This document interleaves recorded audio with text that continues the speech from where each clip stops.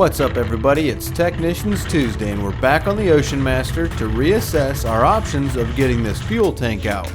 We plan on removing this live well that's here in the floor and building a new live well into the transom when we put the new transom on the boat. So the plan is to turn this live well here into part of the build.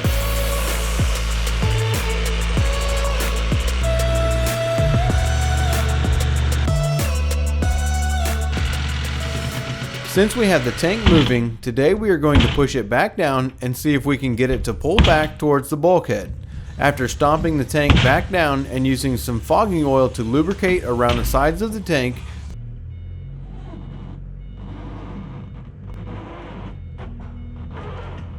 we are able to pull the tank back against the bulkhead here connected to the live well.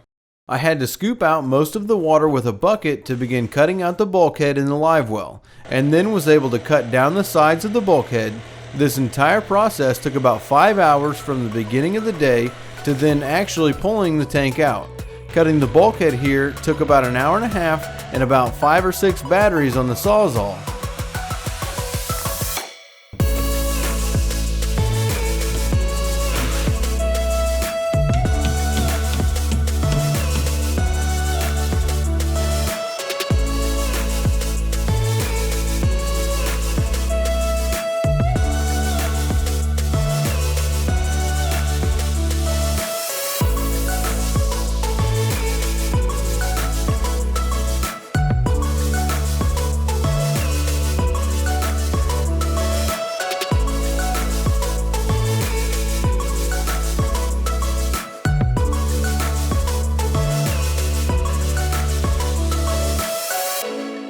But after a lot of cutting, we were able to pull the tank back some more. Now it was just a matter of pushing the tank down, then pulling it back some, cutting some more of the bulkhead and parts of the live well out, then pushing the tank back down and pulling it back again, over and over again.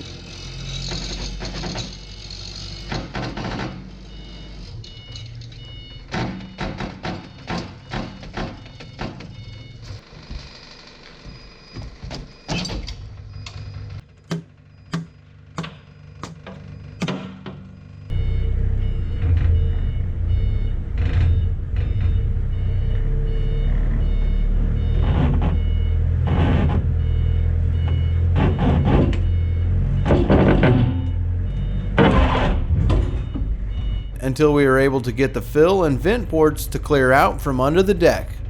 Once those were clear, I was able to slowly lift the tank straight up to get it to finally come out from inside the compartment and past all of the old foam that has been fighting us through this entire process.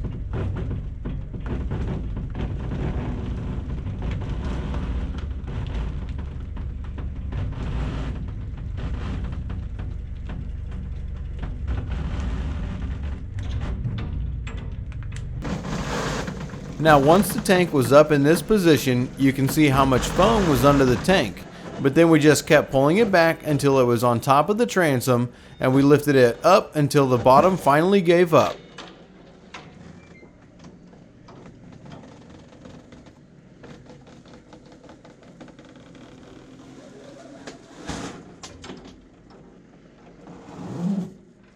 After readjusting the chain to hook onto the fill port and give us another portion of the tank to pull from, we lifted the tank straight up out of the boat and carefully hoisted it over the engine and sat it on the ground to readjust the chains and get a bucket under the tank to catch the rest of the fuel and water and junk that was still left in the tank.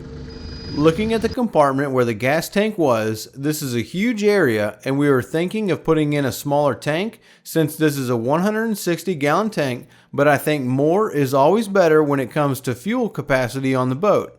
And since we will be cutting that live well the rest of the way out and rebuilding the bulkhead, I think we will keep the same size tank. And that is going to wrap up our day here for this week's Technicians Tuesday. I'm sorry this week's a short video, but it would be a pretty boring video to watch how repetitious this process was of just pushing the tank down and back, down and back, and down and back, over and over, cutting and cutting until the tank finally came out. But if this is your first video, you'll want to get subscribed to the channel because now we can move forth with this restoration process. Next week, we'll be taking the tank over to the welder so we can get a new tank made, and we'll begin the process of cutting out the old transom and the bilge portion of the boat, as well as going over the layout for the blueprint of this boat and how all of the pumps and electronics are going to be laid out. So you won't want to miss out as we move forward with this 1992 23-foot Ocean Master. If you can't wait to see the transom cut out, then go ahead and like the video, and then don't forget to visit us on our website at bornagainboating.com. Thank you for hanging out with us today, and we look forward to seeing you next week.